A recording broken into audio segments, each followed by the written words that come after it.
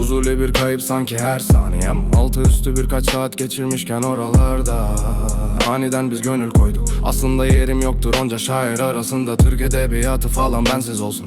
Bir de renksiz olur gözlerimin gördükleri. Çünkü sana cinayetler anlatır. Sefaletten kaçmadım. Elbette aşk güzeldir, ben de yazdım. Fazla gerçek yaşadım, o şarkılar maşadır. Çünkü ateşi avuçlamış insanların zihni berrak değil, beyni erken yaşlanır. Tüm bunlar saçmalıkken her tarafın yaradır ki tüm kapılar kapalı. Bu aşağılık bir dramdır. Bir gün sırtımızı sıvazlayan bir yalana aldanıp da dayatılan bu yangında yanıp söndük. Bunu elbet uzaklardan birileri görür, sonra içimizdeki tüm güzellikler ölür. Elbet bir gün bahsedeceğim sana, unutmak istediğim o olaylardan. Sonra kaçıp gitmek isteyeceksin, gözlerin kararacak, aklımız karışacak. Sonrasında elbet ben de bahsedeceğim sana, İçinde bulunduğun yalanlardan, bir enkaz altında kalanlardan, yananlardan, yer altından. Ölüme giden yolun asfalt olmasını dilemek, ne bileyim yarım kalan bir kitap ya da tamamlanmış bir hayat. Çok karışmış kafam ki çok taşmışız baya.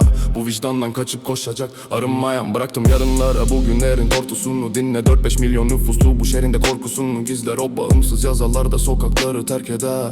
Böyle geçer günler, ağır işçiliktir gözlem. Yıkıntılar nesnel değil abi, bu kadar basitken anlatamamaktır özlem. Katlanamamak mı silmek, üstüme düşen gölgeye alt olacak gerçek, bunu hapis olunca göreceğiz. Çekip gidenler sen saf tutucunca, döneceklerse ölseler de gitmez. Uyandırayım artık saklandıkça geçmez, bu süre gelen sıkıntılar öyle bitmez.